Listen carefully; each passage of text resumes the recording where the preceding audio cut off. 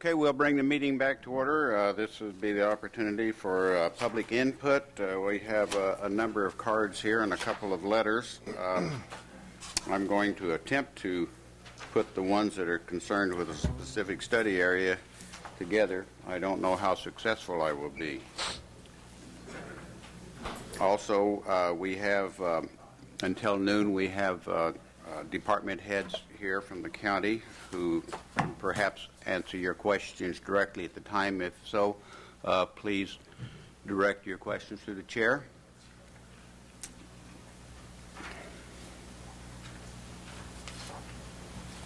Why don't we start with study area 10? That's the lowest number I've found so far.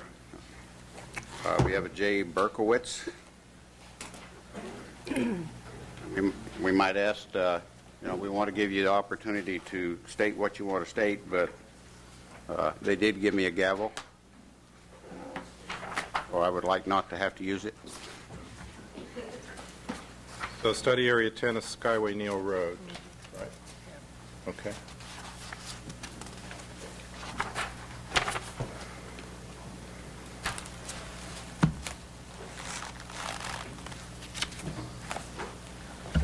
We have that up on the screen too for your you. information. Good morning.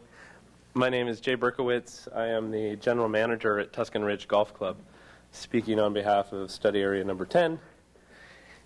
And I just have a few points to make. I went to all of the CAC meetings, and there are a few issues left out. Just wanted to kind of put the project into some perspective. If you look at study area number 10, it's a rather large area, approximately 2,000 acres. Our particular project is 163 acres, which represents the golf course. And, our project, the units are about 163 units, which is about 1.5% of the total study area landmass. So we're proposing to put 163 units on about 35 acres on the golf course, on the interior of the golf course, which would leave about 79% to open space. So of our 163 acre golf course, 79% of it would remain open space. So is everything along the Skyway pretty much up to that dark vertical line, your Tuscan Ridge? Are we looking at, because I see I'm looking at the lower section saying that's where your development's going to be. Correct. I'm looking at the higher section in the lighter green, and that's the rest of your property? The area along the along the Skyway, short of that dark line, is the golf course. Okay. The rest of it is correct. Right. The rest of it is not our property. Okay. So I just wanted to mention that, the golf course has been in operation. We took it out of bankruptcy for approximately, almost 3 years now. So we're proposing to put the units on the interior of that golf course. So the other thing I wanted to mention, just as the manager, to put it into a kind of an economic perspective, Tuscan Ridge Golf Club is a public facility, and it's one of 3 full-size public facilities in the county.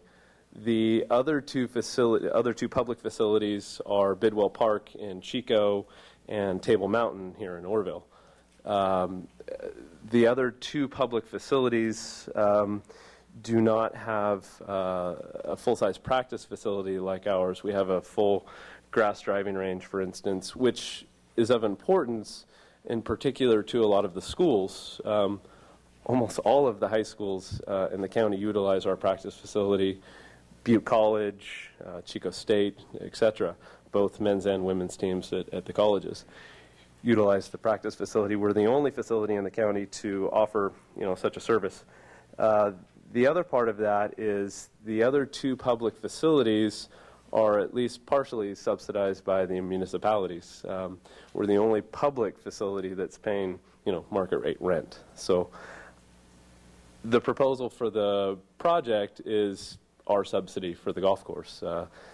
very difficult to make a standalone public facility work economically in these times. It's a difficult, almost an impossible proposition to have a standalone public golf course without a housing project. So that's really kind of the impetus for what we're doing.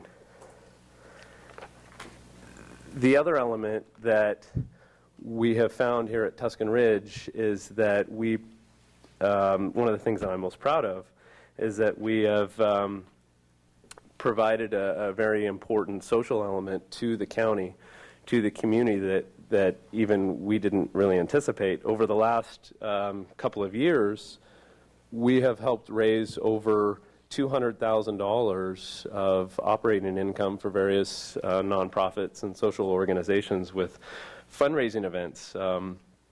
And it's here in May, we have almost a tournament every other day at the golf course. So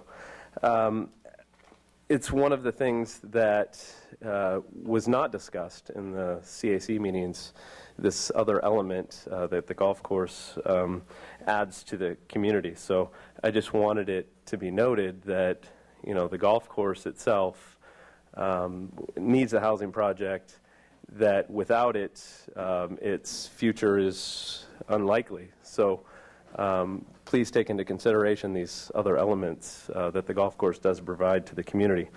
You know, the economic reality for us is that the housing project at 163 units is small, but the economics for us is large.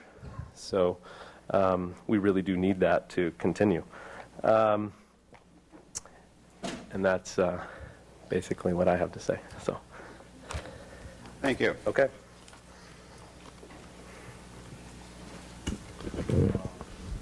If I could, through the chair. Yes. Just wanted to make sure you're aware, we're capturing these public comments, and we will be organizing them by study area into the package for you on the 30th. So you can just know that as you listen.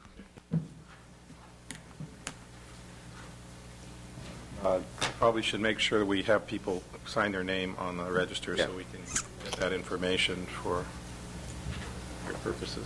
Jim Stevens, please sign in.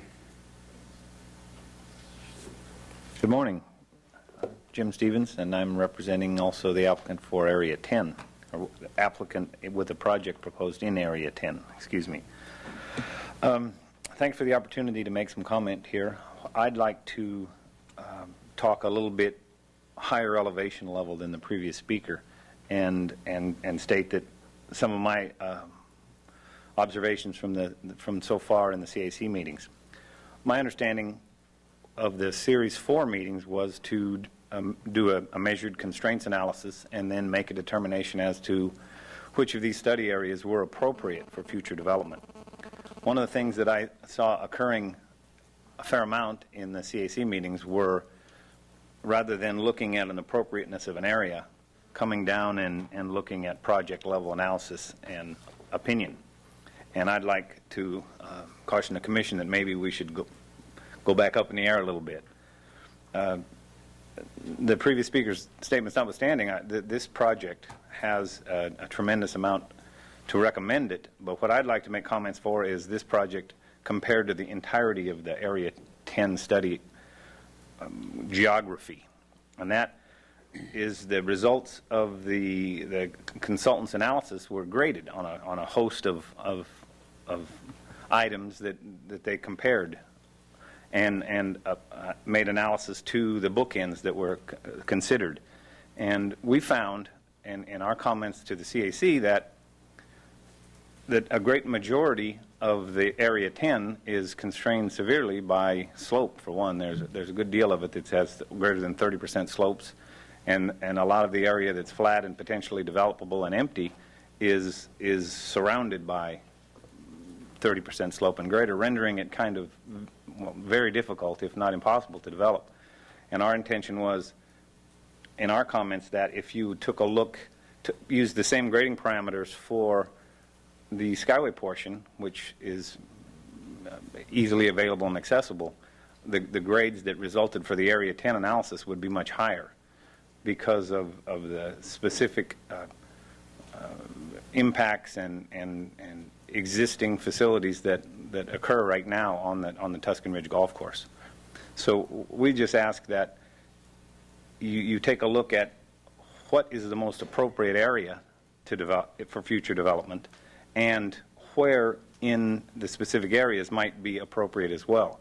We would very much welcome the opportunity to do the more rigorous CEQA analysis on a project level basis, but we recognize that that is at a later date. That will come soon enough, and the burden will be upon the developers to present argument that it is in fact doable.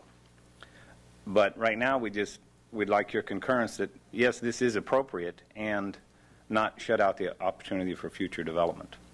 If you have any specific questions, I'd be happy. Do we take parcel lines? Is that essentially how we drew the line on?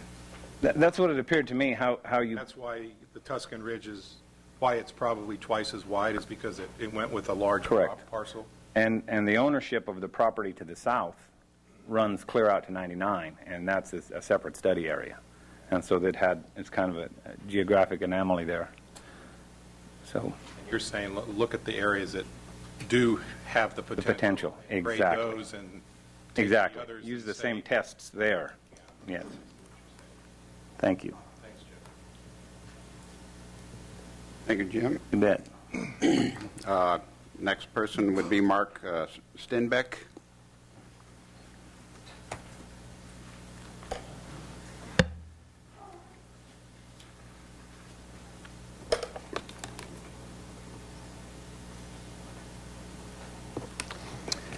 My name is Mark Stenbeck. I'm pastor of Our Savior Lutheran Church in Paradise, where I've lived since 1982. I'm also a charter member of the Tuscan Ridge Club, and I've served on the Men's Club board since it was first formed. I'm here to speak for myself, but also as a representative of all of the Men's and Women's Club members who couldn't be here this morning. I speak in support of a general plan alternative that would allow the housing project at Tuscan Ridge to proceed. I support this because I believe it's a necessary step for the course to remain open in the years to come. As a charter member and Men's Club board member, I've seen the course close and change ownership twice since it opened, and I'm aware it continues to lose money.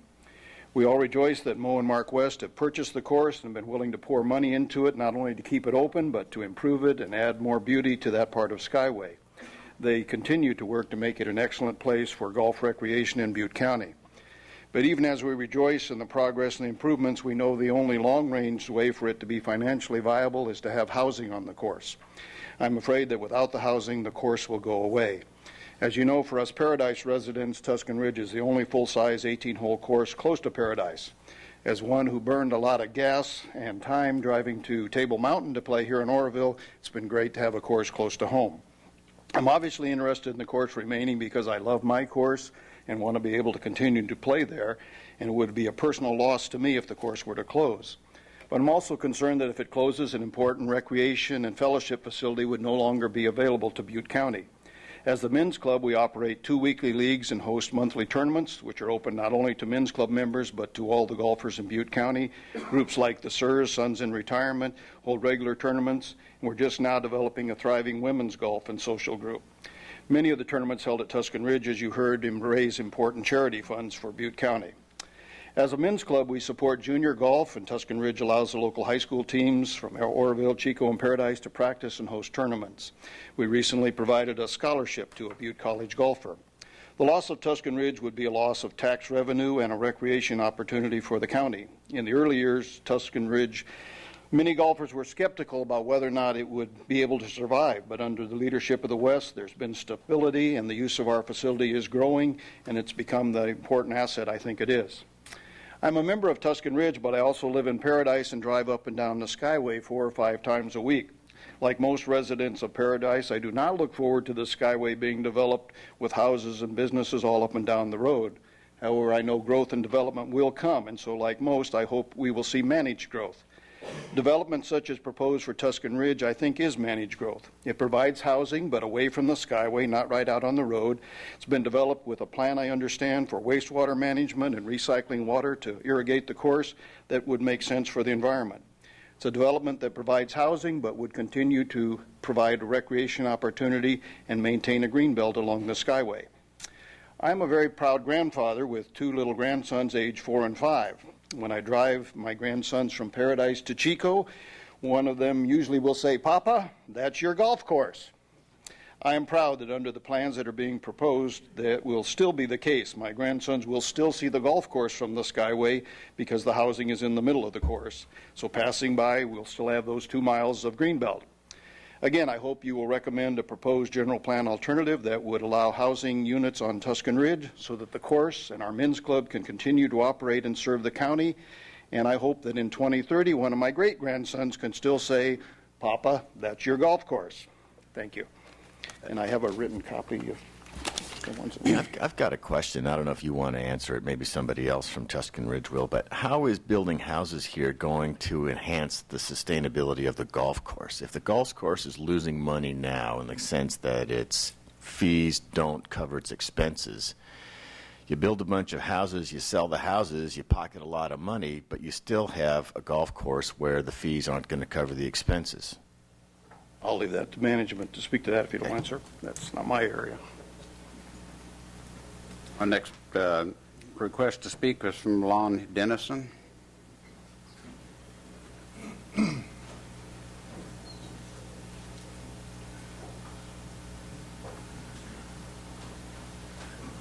morning and thank you. I'm Lon Dennison. I'm a resident of Chico and been living there for the past 5.5 years. And just very much enjoyed and just come forward to offer my support for the development and continuation of Tuscan Ridge Golf Club. I've enjoyed playing there for the past 5 years and been a charter member, as Mark mentioned. So I'd just like to give my support for the project. Thank you. Would you please sign in?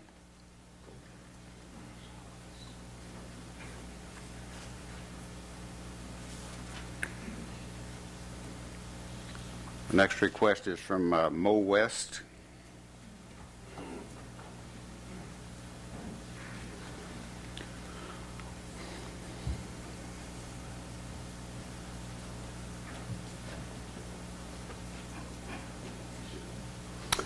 Good morning. Let me write my name down here.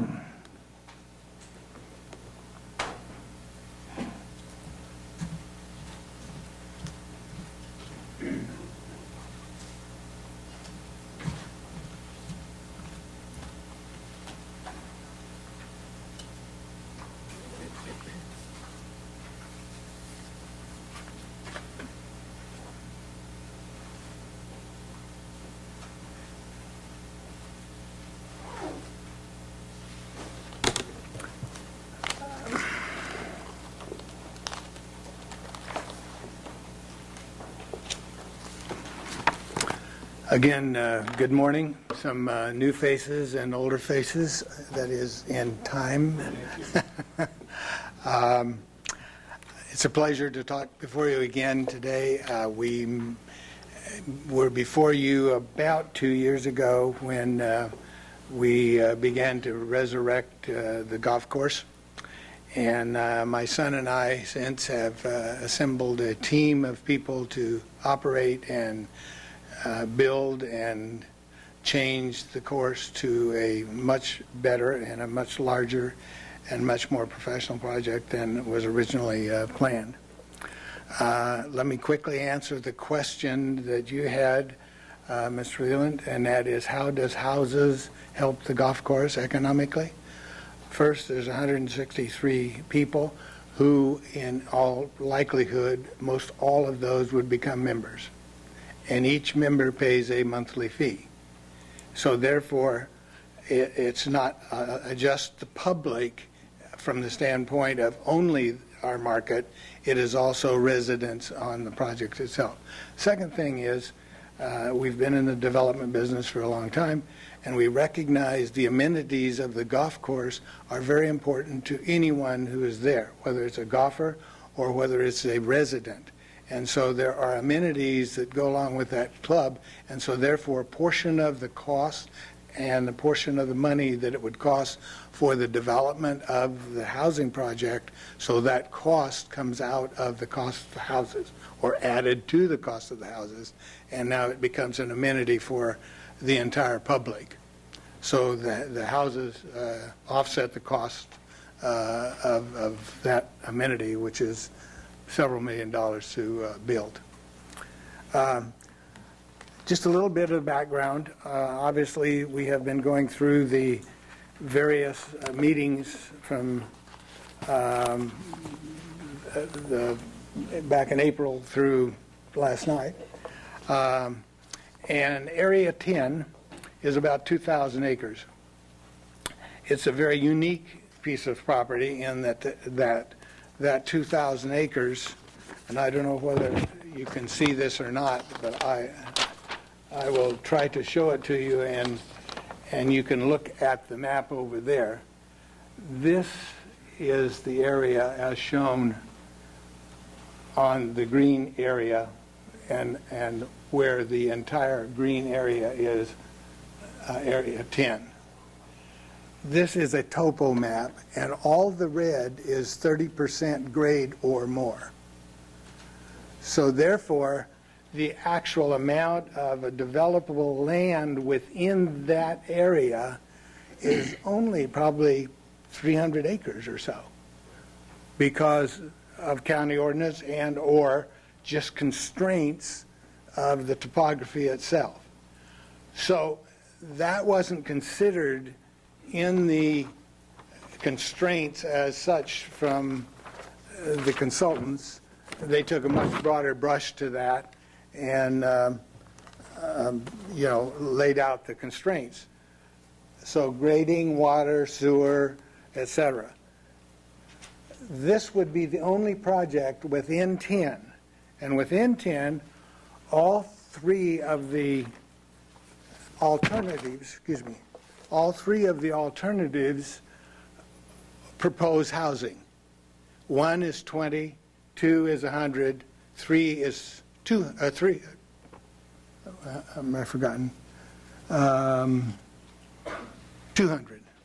Okay? So all three of those have housing in them. This would be the only project because we provide our own sewer, our own water. We have our own water now, and that produces about 500,000 gallons a day for the golf course. We would be utilizing that same water to cycle through the houses, then back to the golf course. So there is no additional water to be used by any of the houses, which is unique in the area. The remainder of the area is areas where there's very little leach, even if it were, and no water, or if water is required, it would be a very deep and expensive well, which may or may not economically take the property out. So this particular property is unique in that it offers things that weren't considered in the constraints because no one asked and no one proposed anything to them, and so they had to use their own constraints as they perceived it from what they had. In the back of the booklet, if you could turn to the last page.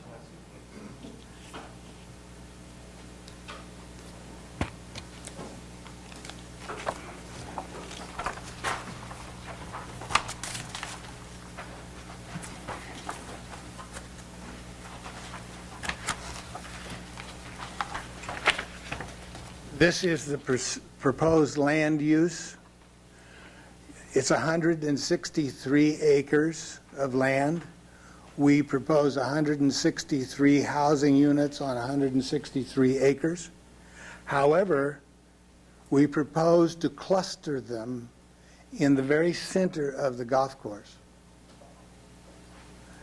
And presently, the golf course is there. It is in use. And we do not want to disturb that. So therefore, the red area of that, where the houses will be, is our maintenance yard, which will be moved, and the driving range, which will be moved and replaced. You will notice on the Skyway frontage that there is a long stretch of frontage on our property. It's roughly a mile and a half long.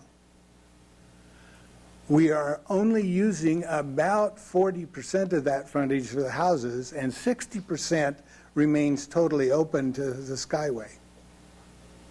In addition to that, along the Skyway is already a reasonably tree-studded canopy. Then there is the fairway and greens, and then there will be another tree-studded area primarily to protect the houses from errant golf balls, but it also provides view shed to the houses. So it will not be an obstruction to any major degree from what you would see. So we have tried to address that because we want it to remain very pretty ourselves. We want the golf course to remain as it is. We aren't disturbing that. So we're only utilizing roughly 35 acres of 163 acres on the golf course. We are providing our own sewer. We are providing our own water. And there will be no demand from anyone for that particular service. In addition to that, we are utilizing roughly 500,000 gallons a day of water, and we have had meetings with the town of Paradise in the possibility of bringing down a sewer line from Paradise to utilize their effluent treated at our plant, our new sewer plant, and then utilized on the golf course.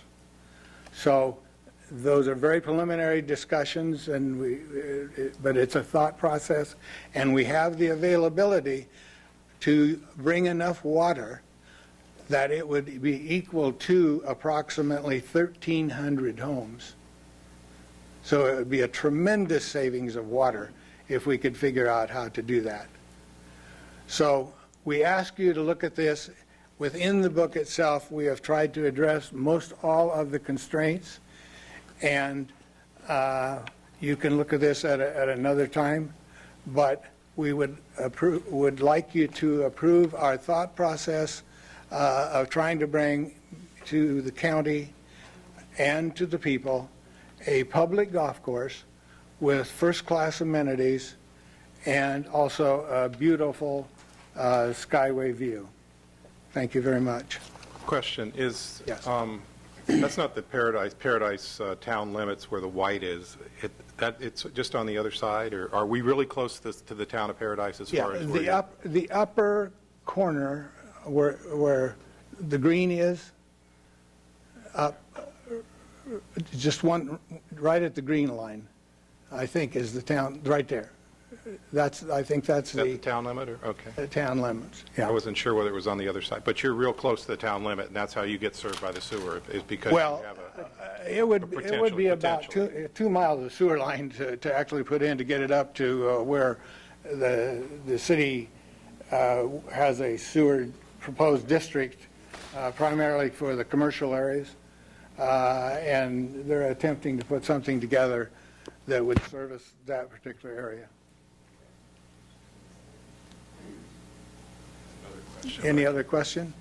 Yeah, but I can't. I lost it. No, I'm fine.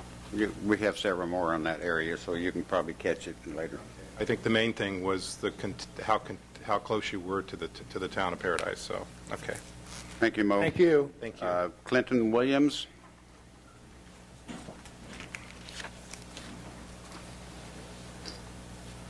Oh, I just remembered the other question. Oh, well. Write it down. I will.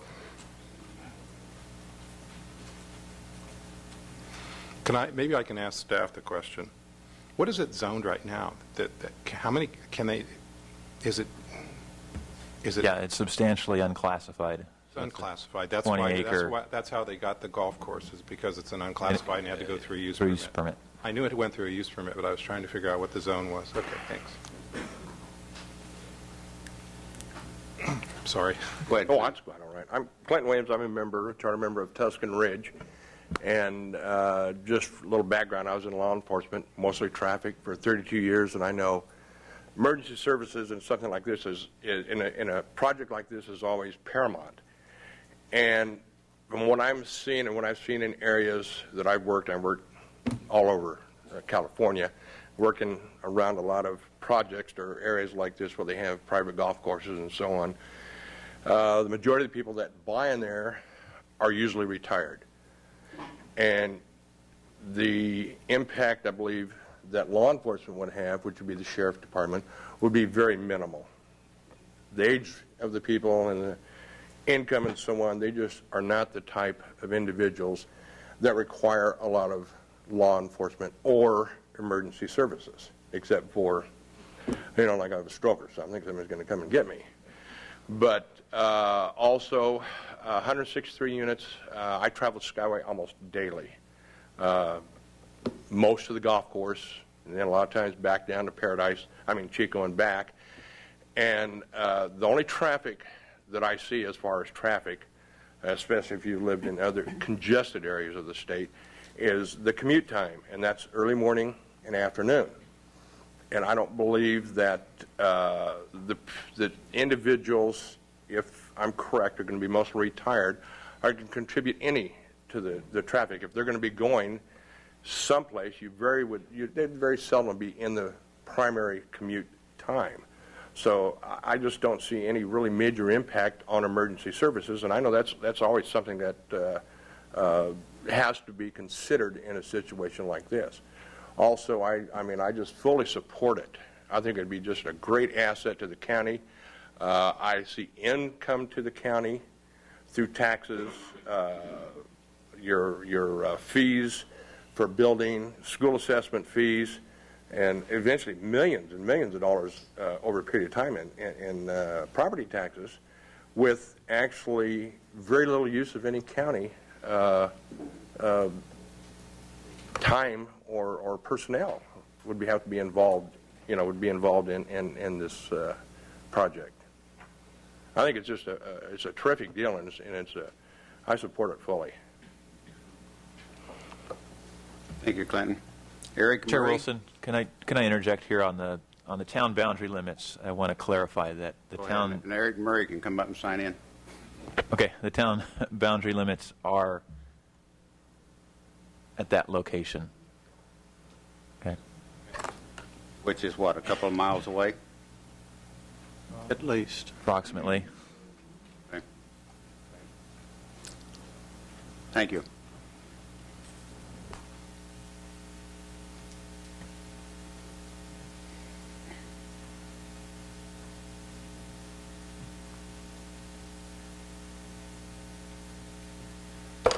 Good morning. I'm Eric Murray, and I'm the owner of Tile City at the base of the Skyway. So I look at this situation as both a commuter and a recreational, if not hacker, golfer.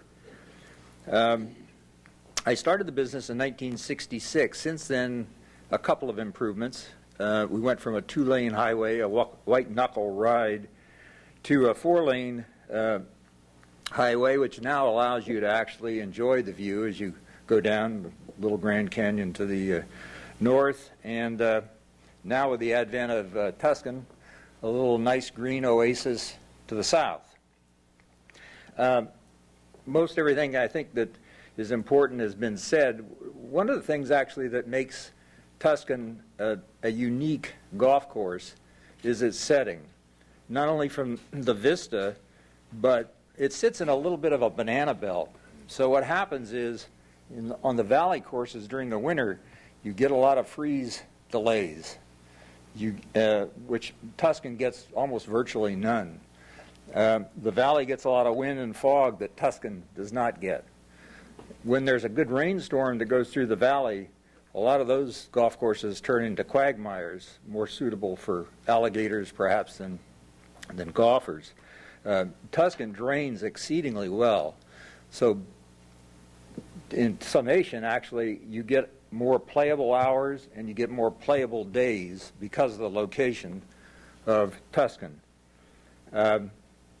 So as a golfer, commuter, I guess my biggest concern would be that that area would dry up and go back to lava cap and weeds if it does not become profitable. So my hope would be that the county would look at this for the little gem that it is and be supportive and allow this great recreational facility to continue to exist. Thank you. Thank you, Eric. Bob Cromer.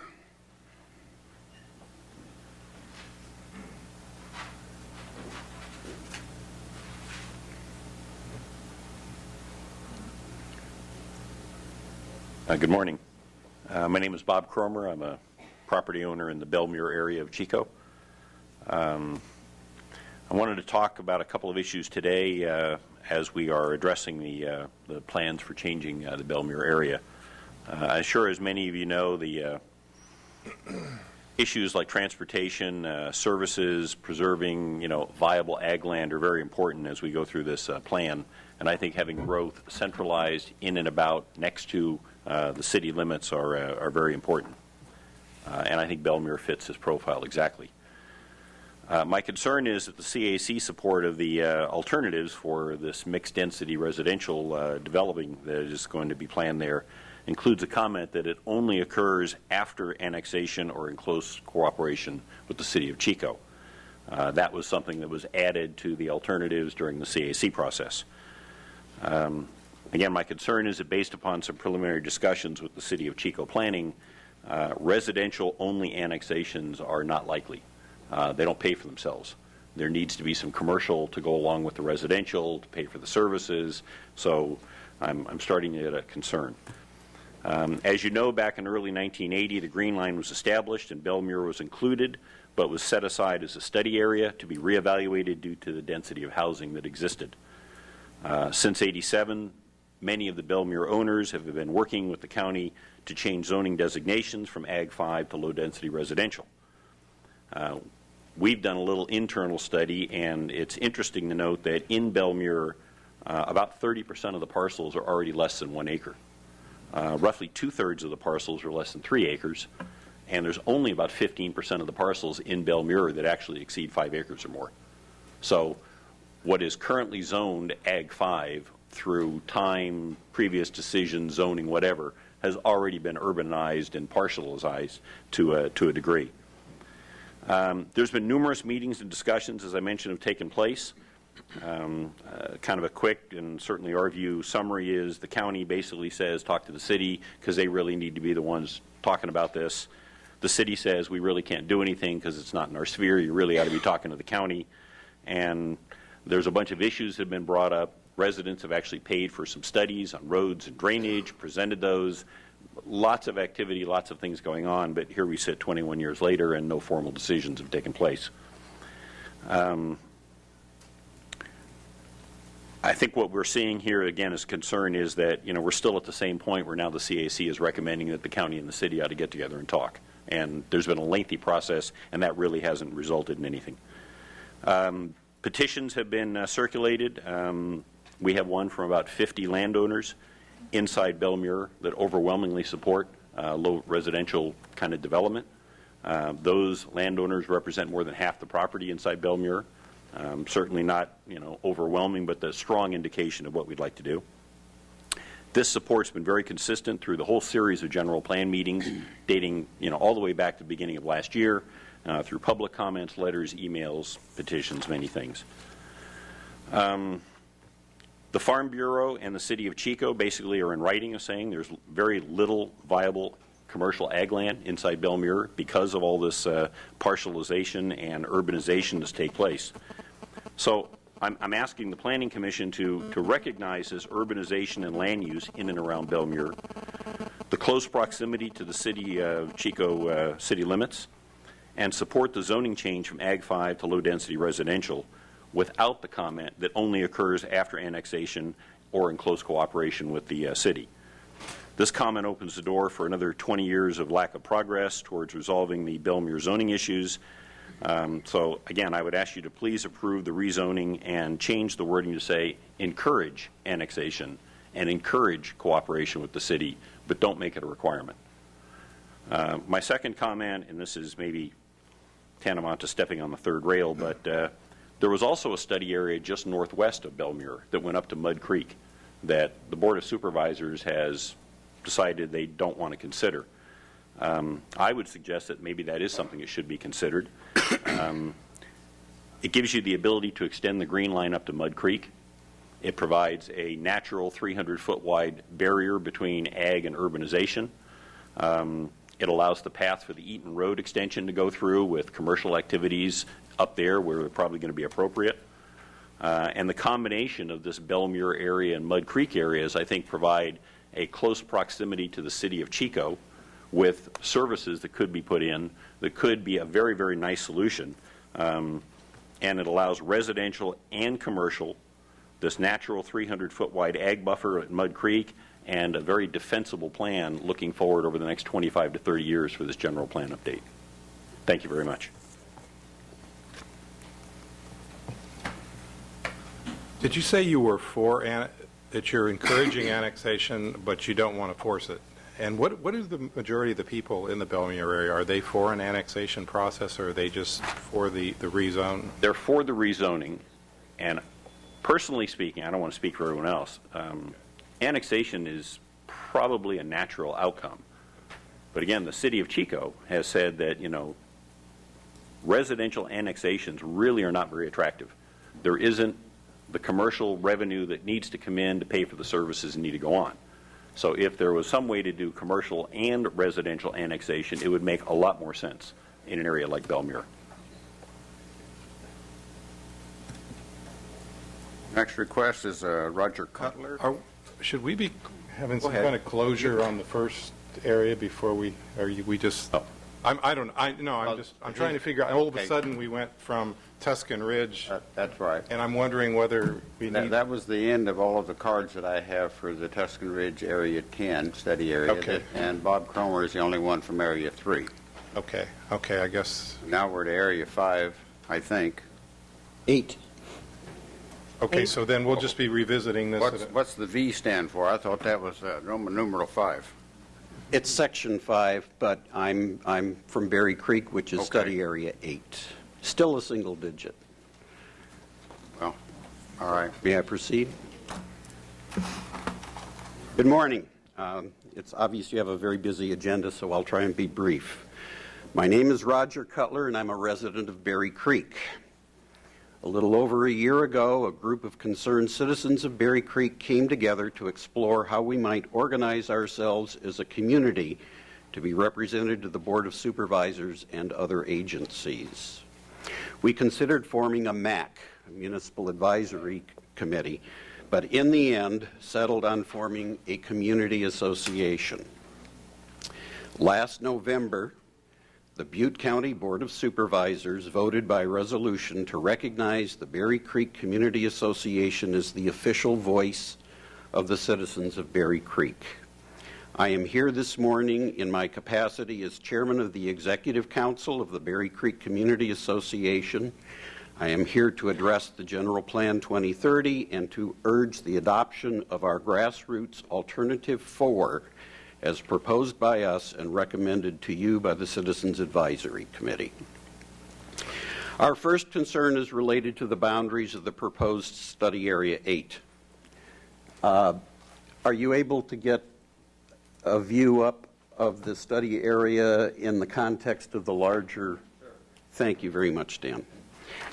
The rectangle in the middle of the larger area we call Berry Creek may have made sense in 1979, but its rationale has been lost over time, and the more appropriate way of determining boundaries, we believe, is to avail ourselves of the natural boundaries, of which there are 3. The North Fork of the Feather River to our west, the Middle Fork of the Feather River to our east, and Lake Oroville to our south. And I have a larger map that I can show you if that would be helpful. Our community association boundary to the north is the county line, but we understand that the upper half of the area is U.S. Forest Service land and it isn't necessary to include in the study area. Instead, we propose to use the map of Berry Creek as adopted by the Butte County Fire Safe Council, which is this map here,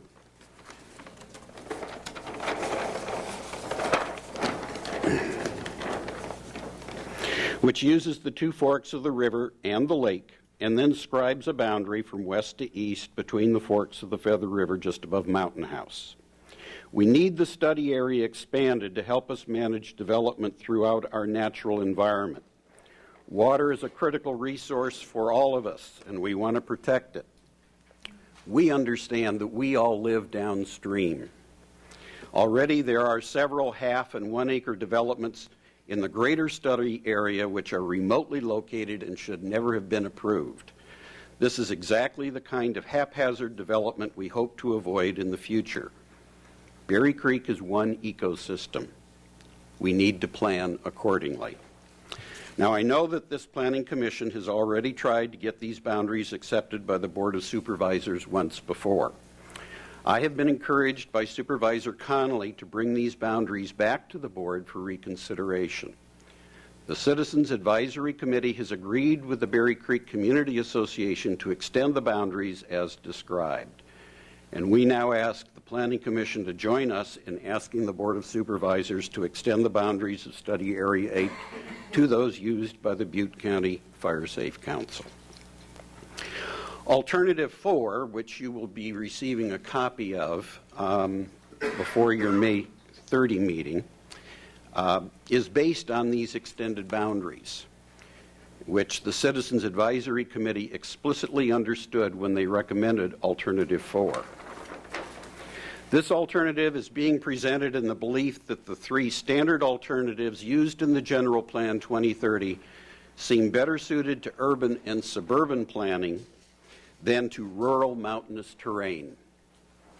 Basically, we are suggesting that rural residential zoning, which is 5 to 40 acres or more, be applied to those lands suitable for residential development, and the balance be zoned agricultural or timber.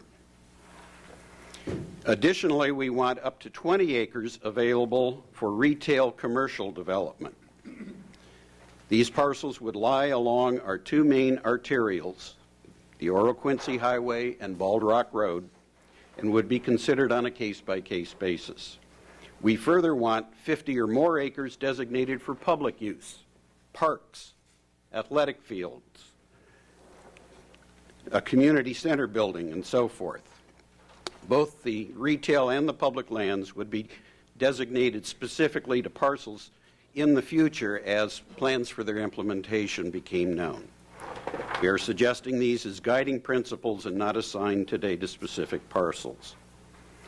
The rationale for this alternative, along with an analysis using the prescribed format of the 2030 General Plan, is included in our documentation, which you will be receiving, and I would encourage you to read, please. And as an inducement, I would add that at points in the writing, I tried to have my tongue in my cheek in order to make it a little enjoyable for you. So look forward to that. In summary, Berry Creek desires to preserve our rural character, to develop in a planned and orderly way, and to balance the needs of nature with human needs. You will be, if you will recommend Alternative 4 for Study Area 8, you will be assuring the community a seat at the table and including us in shaping our destiny. Thank you. Thank you, Roger. Any questions, Roger? Just a question, maybe, this is the only one that I'm aware of that would have an alternative 4. There are several other study areas that also have grassroots community brought forward a plan because we didn't feel that the alternatives that the consultant was offering were particularly applicable. For example, the Community Advisory Committee initially adopted Alternative 2, which is clustering. That would put 3 to 4 dwelling units on an acre. since we are on water, well water and septic system, that's an impractical designation for us. The other way of interpreting alternative 2 is no one in Berry Creek would be allowed to further split any of their property, even if it was much larger than what was necessary to support a single-family residence. So we simply want to take the handcuffs off and let the market drive the development in the area, but we want to preserve the natural by making it at least a 5-acre minimum. And alternative 3 wouldn't fit It did not fit for us. rural? Isn't alternative 3 basically rural expansion? Yeah, my understanding is that the alternatives 1, 2, and 3 are a good global map to use for the whole county. Alternative 3 says we're not going to develop in the cities as much as we're going to develop in the surrounding area, and we're not in favor of that either. We think that cluster development in urban and suburban areas is great if that's what the citizens want.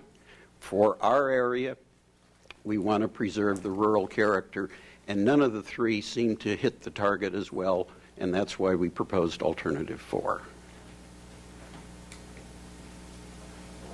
Is your document going to deal with services and things like that? It is. I used the same ABC analysis and the same criteria and tried to be very fair in the evaluation of those. When will that, is that, oh, It's up to them to supply you with a copy of that alternative between now and May 30. So I just ask that you read it, and I'll be back May 30, and we can ask more questions then. approximately how many people live in this area? Depends on who you ask. There are estimates of anywhere from 3,500 up to 7,000 if you include absentee landowners who have property and property rights that our association is also here to represent. And the average lot size is, I'm talking more in the clustered areas. There are some 1 acre and smaller. There are a couple of subdivisions in the area. We feel that there are enough empty, smaller lots that we don't need to further divide down that far, and feel that 5 acre and above, based on topography and water resources and so forth, is a reasonable mix. All of this is based on the town meeting that Tim and Dan came up to Berry Creek and facilitated at our elementary school. We've taken that input from the community and tried to put it into language of a general nature without getting into specific parcels and so forth. And that's what the Citizens Advisory Committee approved, and that's what we bring to you. The information I have now indicates about 300 units was being proposed for Berry Creek. What would this add, or? It would not add. It is the same. What that 300 is an extrapolation of the current building rate over the last 15 years, just extended out into the future. It doesn't change the figure of, because only the one alternative indicated 300, the other 2 apparently 0. So what does this project do? Add or subtract or change in any way the numbers? Yeah, I think we'll get into that more on the 30th in greater detail. Yeah, our understanding is that it's the same 300 figure, but it's doing it in 5 acre instead of 1 acre size parcels. There are 2 corrections I would have to your summary that you were given on page 3. Number 1, we're not asking that the boundaries go up to the county line. That's too far. It only goes to, above Mountain House, which is what's shown there. And the other is that the summary indicates rural residential and very low density residential. We do not support very low density residential for that area because of the concerns of matching well water and septic systems and needing to have the separation. Very low density residential is 3 to 4 units per acre, and that's not what we are suggesting. And Chair Wilson, I want to point out we will be going over the all the voting tallies from the 5 Citizens Advisory Committee meetings this afternoon, but it may be helpful for planning commissioners to refer to that revised voting tally.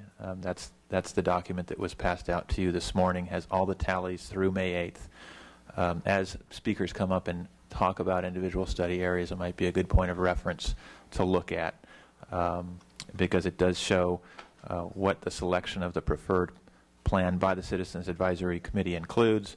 It includes the description of the alternative and any minority report from the minority of the Citizens Advisory Committee members who wanted something different. So you might want to refer to that as speakers.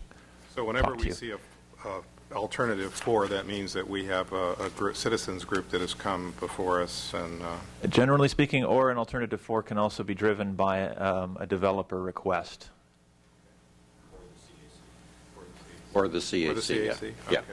Yes. But you can see how the rectangle sits in the larger peninsula, and it just makes more sense to us to have the whole area under study so that we don't get leapfrog development and inappropriate land use. Thank you.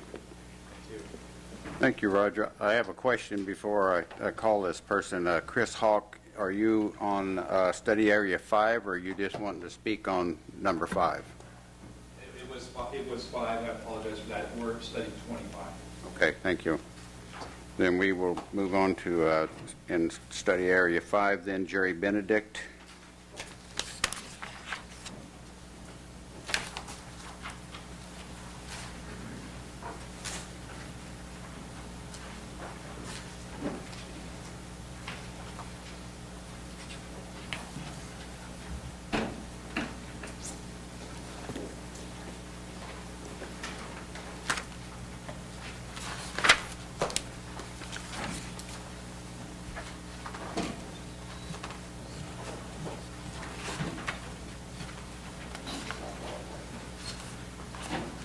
Good morning, Commissioners.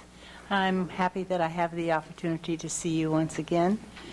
As the past chair of the Upper Ridge Coordinating Council, I have been actively involved with the Upper Ridge area for the past 20 years.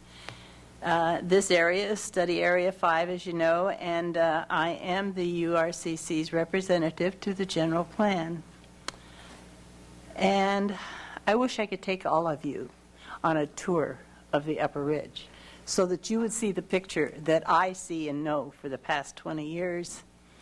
I'm speaking here today on behalf of the citizens there and saying that Butte County provides the needs until Butte County provides the following 4 items that growth needs to be limited. And those issues are assured adequate water, a new road to Chico from the Upper Ridge, adequate fire protection per capita, which includes reopening the Butte Fire Center, and adequate sheriff protection per capita. It sounds so silly to stand here and talk about those 4 issues, and I've repeated them over and over. Poor Tim is so sick of them. However, I did give them a very good 2-hour tour of the area. People do not understand the impact of the number of people there. The population figures that we're faced with right now as an official number is 18,000 people. But the demographics up there has almost totally turned around. Where they started that area with the retiree homes in the area of holding only 1 or 2 people and, say, 1 car to the household. Now we see families with 4 to 6 people, and cars up to 4, 5, even more per residence. A drive through the Pines on the weekend will prove this. I am not a no-growth advocate, and I am for private property rights. However, these 4 issues I have noted has been ignored by the county for the last 20 years of my experience. and long before that. The Upper Ridge community was allowed to happen without a fire station or a decent road. Both since have been done, but the fire station came from one of the residents walking door to door collecting money for that fire station. This area should allow only one residence per acreage, no matter what size, until such time these four issues have been addressed. I would say, in my own personal 20-year experience, that it's time we at least arrived on the bottom of some of the lists for the money available to see these things get accomplished.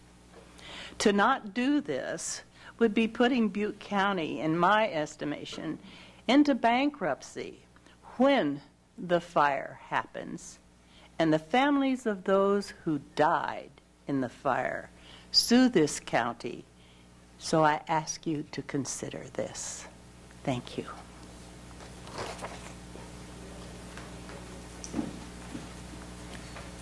Thank you.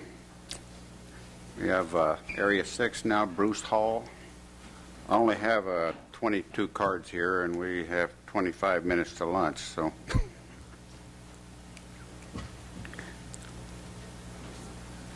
I would just like to say to this last speaker, Mrs. Benedict, that I was with Supervisor Yamaguchi yesterday, and he's assuring me that there's been $13 million already put together for the evacuation route north of Magalia.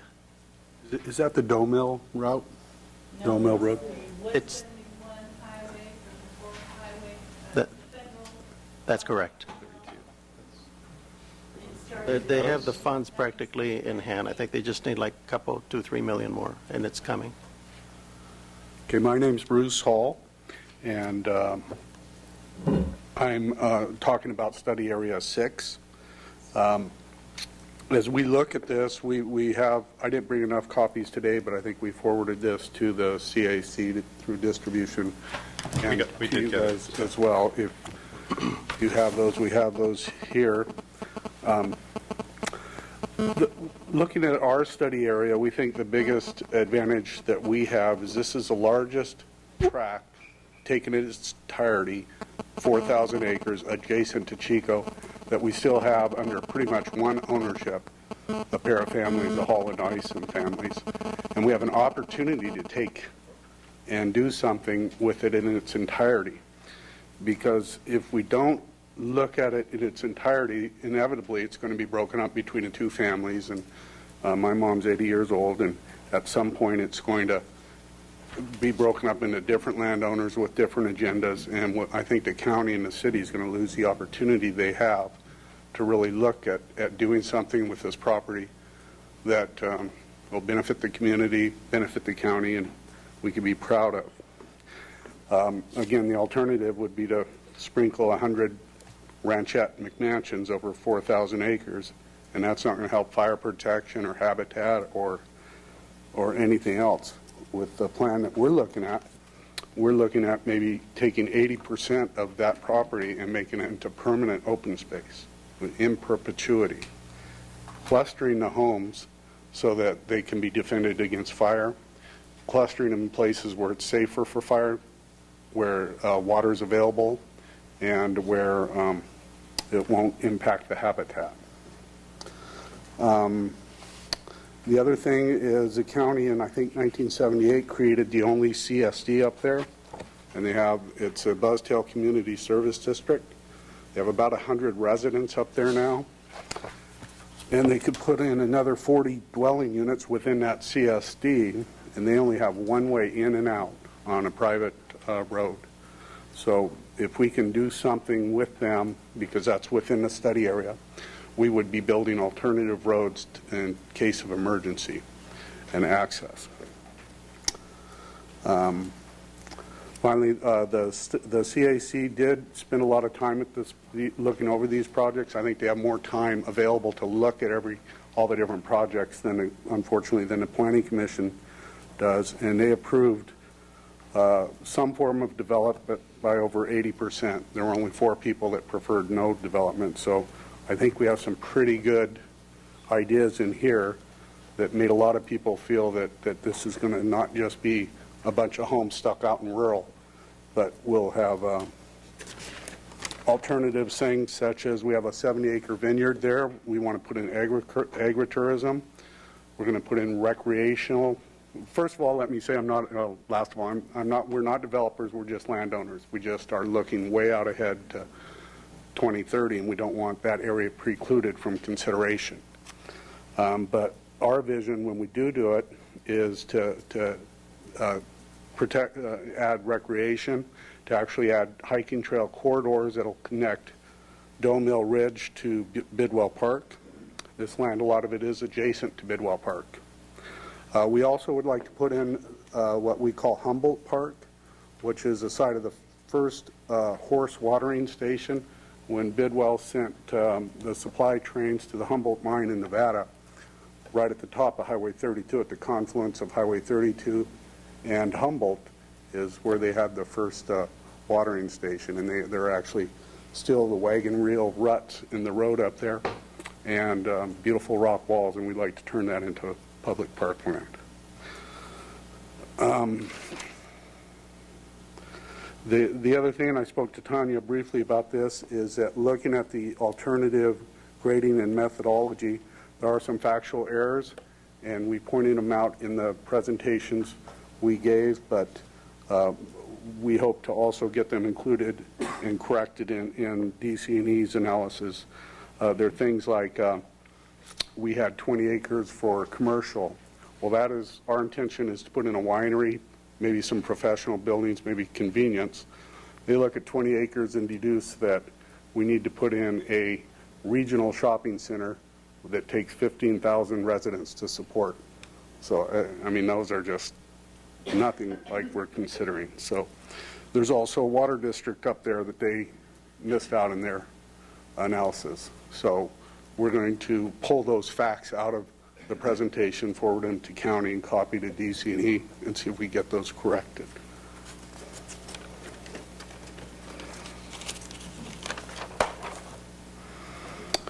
And we are, unlike some of the previous speakers, we are looking at primarily clustered homes where they're close together.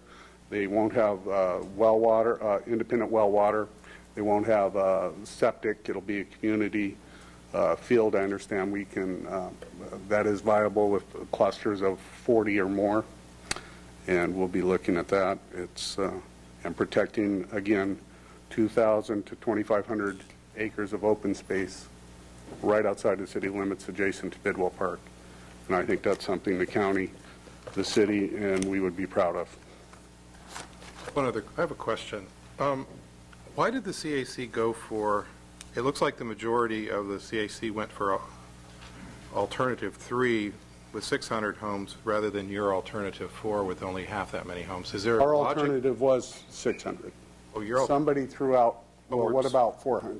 And say, no, it sounds good to me. And well, no, it looks like 14 supported alternative 3 for 600 homes. That's ours. Okay, so that's really alternative 4. Correct. No, they created alternative 4 at that CAC meeting, which was 300 homes. Okay. Nice. I think I'm getting it now. Okay. Well, your proposal called for 600. They said, well, why don't we go with... Somebody said that, and correct. Okay, got it. And Dome Mill Vineyards, buy it in your local store. Good Zinfandel. Thank you, Bruce. We have one card for study area number 9, Bill Bruvhard. Maybe? Pretty close. Pretty close, all right.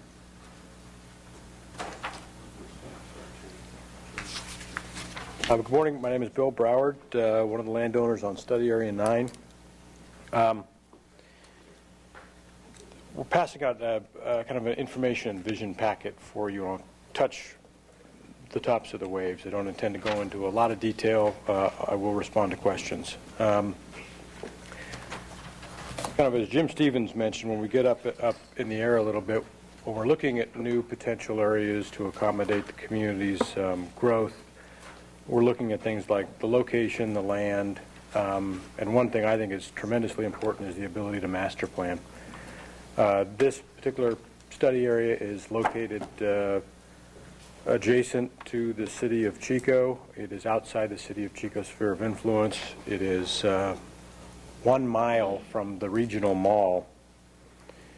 Is this on the?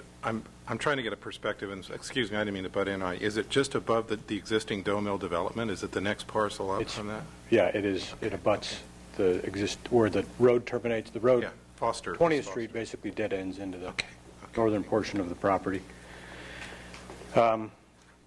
It is outside the city sphere. Another thing we look at is what is the access. This 1,440 acres has got very good access. We're served by the Skyway with over 1,000 feet of frontage, and we also dead end into our 20th Street, which is converts to dough mill, also dead ends into the property. So from an infrastructure standpoint, the property is very well served. Southeast Chico, being so close to the mall, when we're looking at master transportation planning, that's the one area of town that isn't really impacted with traffic. I don't know that we have that luxury in any other quadrant of Chico. There is sewer available there, although we are looking at alternative sewerage means, in particular opportunities to treat sewerage on site and put it back into the ground, which speaks to groundwater recharge and other things that are in the package in front of you. The land itself, one of the things that I was really surprised on when I first took a tour out there about a year ago is how gently sloping the topography is. There's an exhibit in your plan that shows the average slope from basically the existing urban area, Potter Road, Skyway, to the top of the parcel, where we expect the limit of development would be is about 3%. I mean, that's about the grade of a driveway. It's beautiful, very strong natural character and identity, beautiful oak woodlands and rock walls, both of which need to be and should be heritage features in any well-planned master plan project. There's also a relative absence of sensitive species and habitat, which for the area around Chico is very unique. We do have some valuable wetland habitat. We've got about 2.5 acres of vernal pools. That represents less than 0.2% of the entire 1,440 acres. That coincidentally is up close to the urban area right across from the Doe Mill project. Our desire is to not put any development in that area, so it works out very well for a preserve.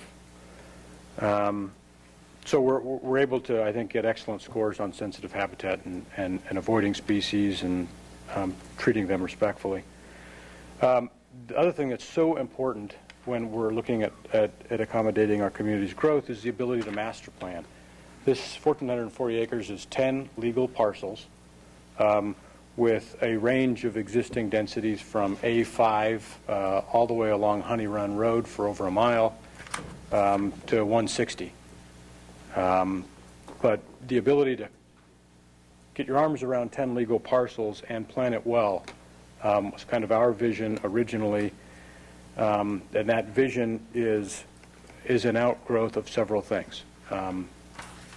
Our knowledge of the land, site tours and discussions with over 130 local residents and groups. We've had Chico Area Recreation District out there. It's one of the first groups we brought out. We've had folks from the business, from the environmental community, from the recreation community. Anybody who wants a site tour, we would love to get them out there and see the land. From those site tours and open dialogue with residents, some wonderful concepts began to develop.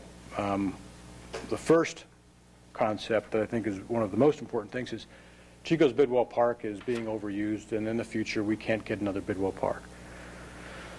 Well, one of the core concepts of this project is to create a second regional park for the community and ease pressure off of Bidwell Park. We are proposing a regional park of about 400 acres. It's important because it is a component of the viewshed buffer. There is no development along the entire length of Honey Run. And I'm sure all of you are familiar with this beautiful valley. I don't know if it has a name yet. As you just begin to drive up Honey Run Road into Butte Creek Canyon, there's this expansive canyon which is zoned for development, which is suited for development, but we propose to create that as kind of the headland to the second regional park in the area. The second major contribution, I think, that is of substantial public benefit is the notion of a second community park for the area. We've worked closely with the Chico Area Recreation District, who's preparing their updated master plan. They identify the need for an additional community park in this quadrant of their service area, which includes both incorporated and unincorporated areas. They actually began planning a site, which are the diagrams in your packet. Our commitment to them is to dedicate up to 60 acres of community parkland, which is an unprecedented commitment to the Chico Area Recreation District, and one that I don't believe will ever be duplicated in our lifetimes from the private sector to the local recreation district. The concept of the project is kind of an outgrowth of what Chico wants. We've got a wonderful community. We're known for our outdoor recreation, but we don't have a lot of facilities. The vision of this project is to have a planned opportunity to promote a wide range of housing types, a village core, a community park, a regional park, swim and tennis club, an elementary school site, all of the things needed for a total community with an emphasis on outdoor recreation. Over 20 miles of bicycle trails, all leading to village core areas, outdoor acoustic amphitheater. Some wonderful concepts, and to the credit of those who have given us ideas, most of those ideas have come from folks in the community. So we think it's a tremendous responsibility and a tremendous privilege to be able to control 1,440 acres of land and begin planning the open space and the recreation first, and that's just what we've done. The Citizens Advisory Committee supported our Alternative 4, and I know we'll be available to speak with you again on the 30th, so I'll simply respond to questions if there are any.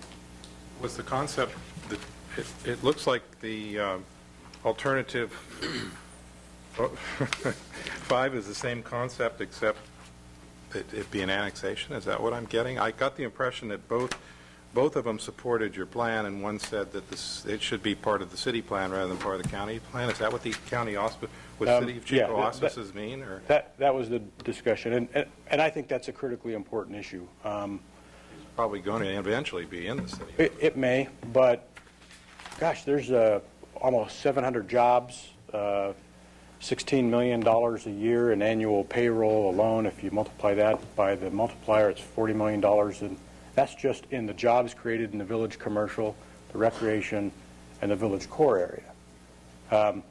You've got over $650 million worth of direct spending for construction. The tax increment on that to the county alone, and we haven't done a projection on the tax increment, but I've got to guess it's $7 million a year plus, and that's an ongoing So you item. You would like the option of being able to choose which direction that you go. That's what I'm getting. Well, our responsibility, I think, is to work with both processes. We've been asked to provide the city information. We're providing them the exact same information that the county is getting. We believe that county has a very professional, adequate staff to process a specific plan, which is a condition that we are self-imposing. We do think the project needs to be planned very comprehensively with specific design guidelines, landscape, site, all of the things that we need to bring sustainability into the project. We can do that in the city or county. I think as a county body, the best position for the county would be to presume some level of development cooperate with the city. Ultimately, if it becomes annexed, that's fine, but I think our approach is to set up the necessary districts and have it be a county project. If the city wants to annex it, then those are all things that can. That's part of the. That's an integral part of the whole dialogue here. I think both of us are all going to probably projects. claim you. So. Yeah. So those things will have to work out, but I think there's a substantial economic benefit to the county, and I would encourage you to consider that as the project moves forward. Thank you, Bill. Thanks, Bill. In the interest of time here, we have two people that requested to speak on Area 13, Sue Scrovian and Scott Wyckoff. If you're both talking about the same thing, you might get together. Anyway, Sue?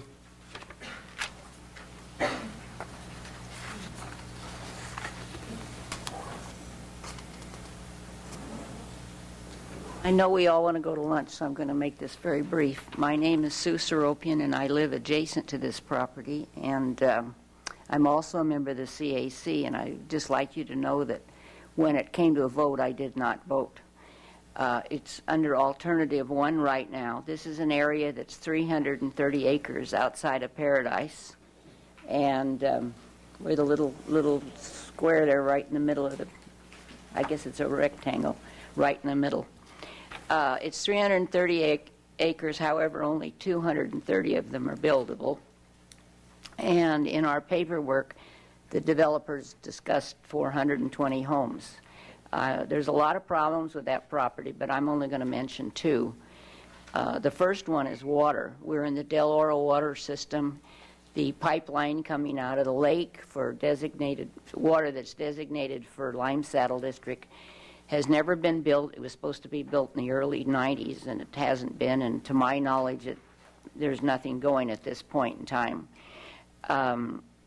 We usually, our community well runs dry usually in the middle of June. Well, it ran dry about 3 weeks ago, and we're now on PG&E water that is being purchased and filtered through the PID system.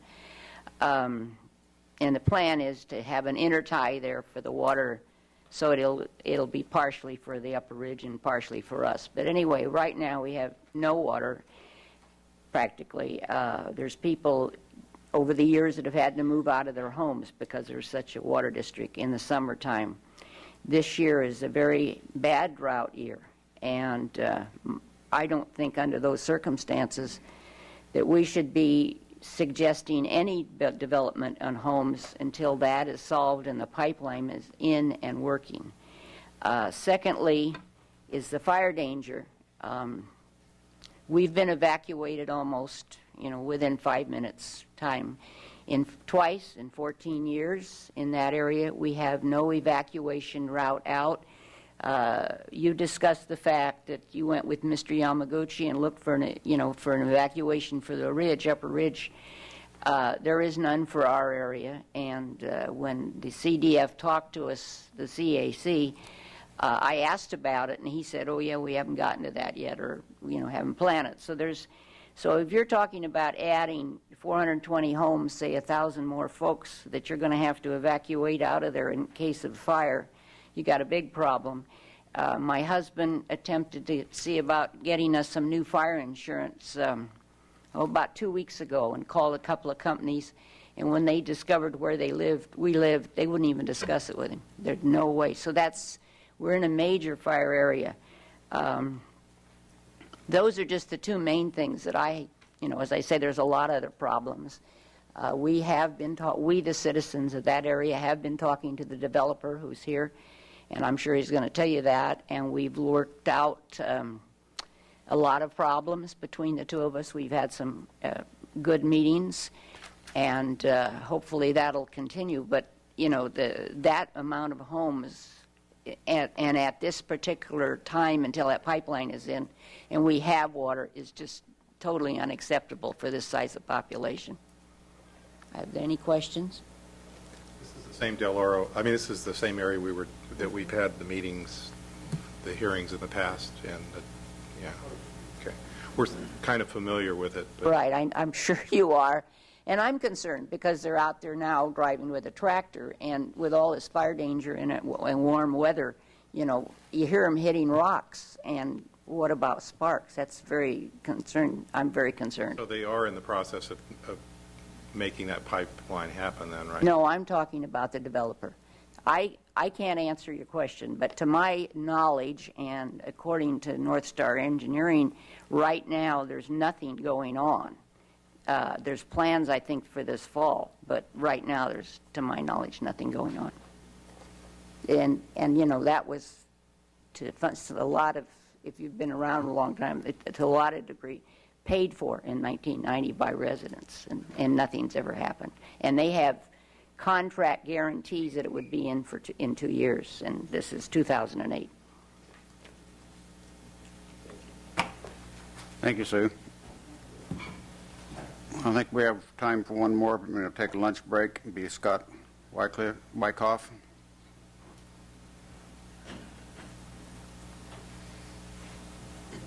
I appreciate your time. My name is Scott Wyckoff. I represent the property owner of Study Area 13. And Study Area 13 is a small study area. It's 330 acres, as Sue has mentioned, and it is completely owned by one ownership group. The Citizen Advisory Committee made a recommendation to accept Alternative 1, which on the property was actually 0 homes, and a resource conservation, I believe, was the land use designation. And we disagree with that, and we're concerned about a couple of things about the process. One was some of the information that was provided about the property to the group by the consultants, as well as part of the discussion. The consultants had put Alternative 1 as resource conservation, which in most cases represented the existing land use of the property. But in our case, that wasn't the case. The existing land use in the county is a residential land use designation and has been for over 30 years for this property. It is in the sphere of influence of the City of Paradise, and the City of Paradise also has a residential land use designation for this property, and a residential zoning for both of those. We've been working for over 3 years on this property doing wet season groundwater monitoring at the direction of the county in order to determine the feasibility of an on-site wastewater system. We've also been working with doing biological studies, cultural resource surveys, and surveys and a lot of different work preparing the property for submittal to the county. At one time, there was a tentative map that was actually approved on this property, and Ms. Seropian actually lives in the first phase that was built, which is at Lago Vista Way, was the first phase of the Madre de Oro subdivision back in 1979, 1980 when it was done. And that map had expired, and the completion of it did not take place. We bought the property simply because we wanted to buy property that the county had already made a decision was appropriate for residential development. And we bought the property because there was a history, there was an environmental impact report already completed on the property, and previously development was approved on the site. What we would request is that the Planning Commission maintain the existing residential land use designation that is on the property, which is best reflected by Alternative 3. We put 420 units down, but there are obviously constraints. It's going to end up being, you know, an adjusted number. 420 was just something we put as kind of a bookend as we made a recommendation. But so we would ask that we have the opportunity when the discussion of this study area comes up that it is discussed, that we're able to provide you with the information we have. There are constraints on the site, just like there are other constraints. And to address the issue of water specifically, that's a big concern. Obviously, we won't build a house on that site until that interconnect project is complete. By allowing a subdivision, and if it's 1 unit an acre, that's 330 units, or if it's 350 units on that site, it allows a little momentum to try to help get that interconnect project solved, not only for our project and our homes, but also for the other existing landowners and homeowners that have a problem in that area. So we feel like we can be a big part of the solution. For over 3 years, too, we have met and had several meetings with the landowners. Part of that was they had a concern. Lago Vista was our primary access point and entrance originally to the property, and they had a big concern of having all the additional traffic on Lago Vista Way. So as a result, we did a lot line adjustment, and we were able to get land from Lindenbaum Lane, where we have now a primary access directly to Pence Road to specifically address the concerns of the property owners. We also have designed a buffer around the existing property owners because they didn't want to be impacted by the development of property next to them as well, of several hundred feet, so that they're not impacted. And we're going to propose an emergency access only through Lago Vista, which is going to give them additional evacuation route for fire safety, because currently they're all on a dead-end street right now. And with the two roads that are stubbed into our property, anticipating future development. So we would ask, we're a small study area. I know in the big scheme of what's going on here with the general plan update, we would ask, though, that we do have the opportunity to have this reconsidered so that we can have our issues addressed. Like we said, we're not trying to propose changing agricultural land to residential. We're just asking that we were able to maintain our residential land use and be able to continue on with the processing of the project we've been working on for over 3 years. Do you have any questions? I'd love to answer them. And I hope, as we discuss these further, we'll have the opportunity to answer questions for you as well in the future meetings. No question. Thank you. Thank you. I think we're going to have to take a lunch break. We will do our best to accommodate the rest of you after lunch. And we apologize that we aren't moving any more quickly. We'll see you at 1 o'clock.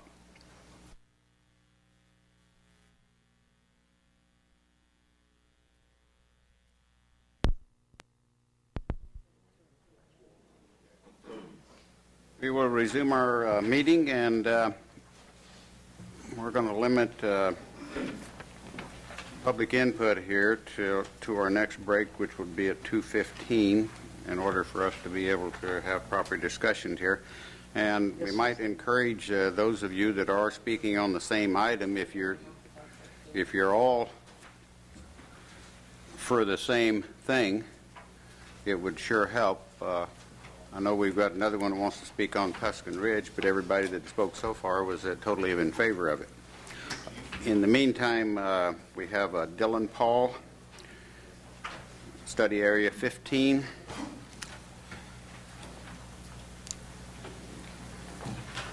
Thank you.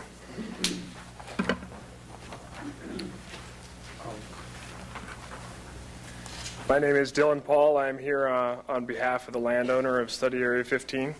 You all should have received this packet, or if not, I'm sure it's coming soon. Tim, did they get these yet? This is Alternative 4. This is what has been supported and recommended by the Citizens Advisory Committee. Study Area 15 is a large piece of land. It's 7,400 acres, and it's looked at every time planning discussions happen in Butte County because of its size. Back in 2000, and this handout is coming around to you, 6 sites were identified in Butte County through a jobs creation plan and a research and business park feasibility study. Those sites were then taken through an extensive process and ultimately recommended to be rezoned and included in the general plan. There was, I believe, $250,000 allotted for the EIR process. Research and business parks represent a regional collaboration, a need for the county to pick some neutral ground and really come together and attract technology into a region that is not otherwise suited by these reports and studies for technology companies to currently want to relocate here. So the question arises, where do we put this? You know, if it's not going to go into a city, you know, you put it next to the county's largest job training facility, which is Butte College. There's been public, private, and educational support for this location in discussions for the past 8 years.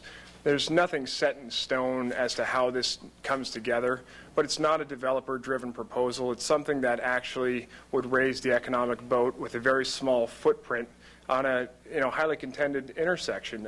How is that whole stretch of 99 going to look over the next 20 years?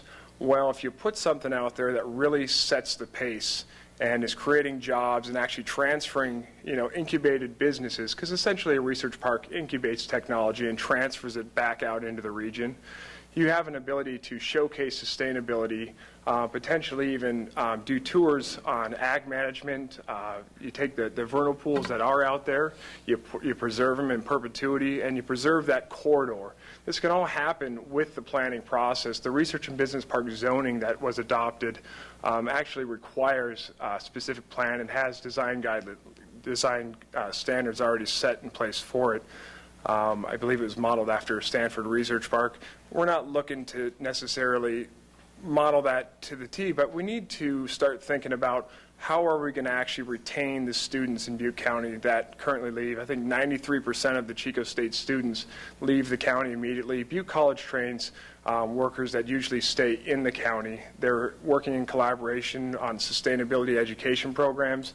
The renewable energy market is really hot, and we're not going to bring that market into this area without some effort. So I'm asking for you to reconsider all 6 sites for research and business park zoning. I don't want to limit it to one area, but Study Area 15 has received a lot of attention and support.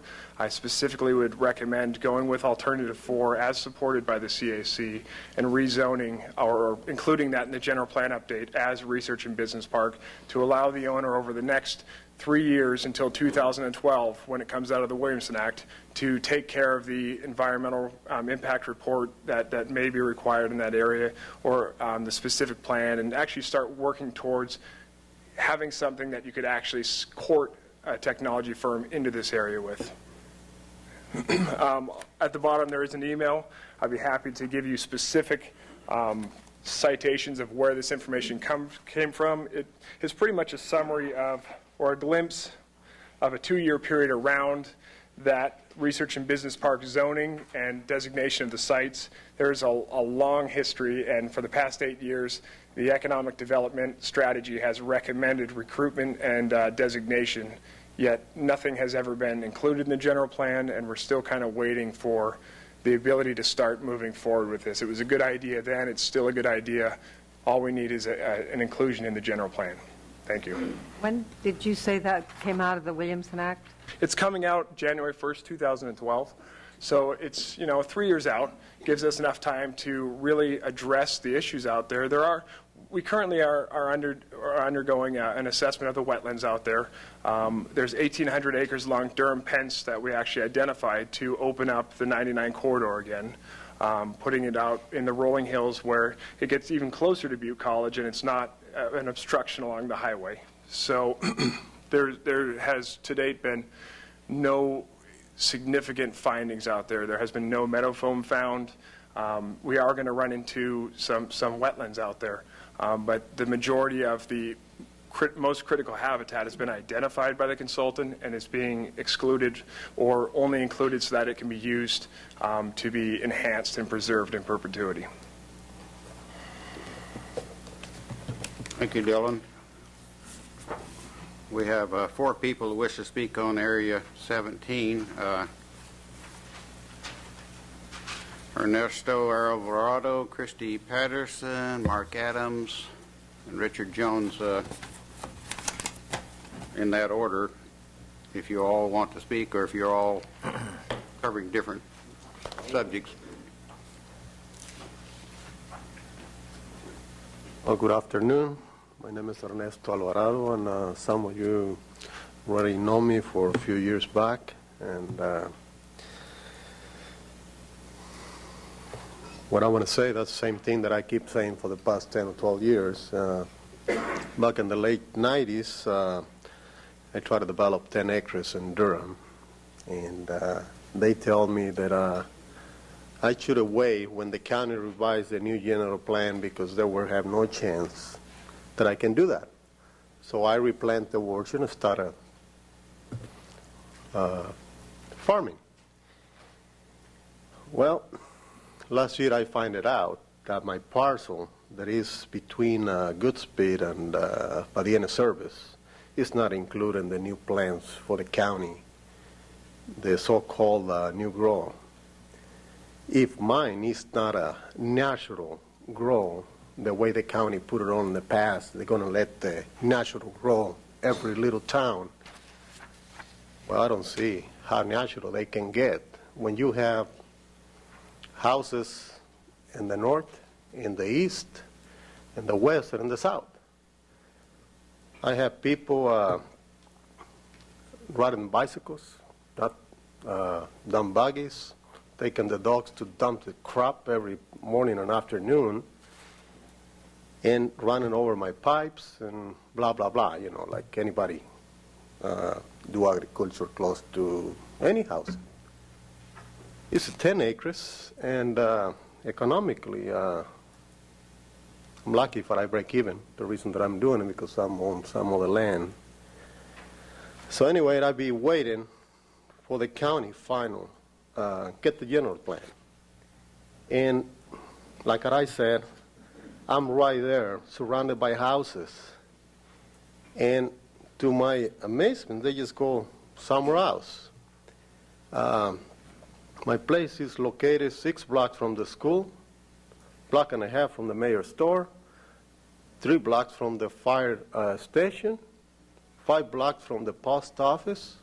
I mean, I'm in town. What I'm asking is just infill development. If I was outside like the other places that I have, I wasn't asking for that because all my neighbors do agriculture and economically is working for agriculture.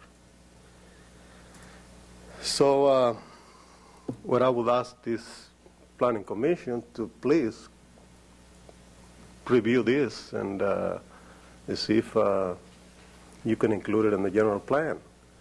The plan that I have, or the goal that I have, I can build affordable housing that in Durham is very scarce. You can build housing for the people that work in agriculture, affordable, under $200,000 houses, you know. Somebody working there, they can afford it. If I do like a 1 acre lot, they have to be like a $750,000, $1 million house. Nobody that work in that community can afford those. So on top of that, instead of just get my $3,000 property taxes, the county is going to have a $50,000 to $250,000 property tax a year. The school is going to get $250,000 just in school fees, plus whatever the county is going to have for the fees. And the school is not going to spend money for the kids to bus into the school. They can walk to the school. The roads and the whole structure is there. 200 feet from my property is the well for the public water. So mine is just there. So, that's what I see because I own the property, but I hope you guys see the same thing. And, well, I hope this time you guys see my way. Thank you. Any questions? Ernesto, I concur with you. I think that's a prime area for infill development. And that's what we've been talking about here, developing around areas that are already, developed and try to prevent the what they call leapfrog developments out in the county. So, yeah, I think we're leaning in that direction. Thank you. You're welcome. Any of you? No? Thank you. Christy Patterson.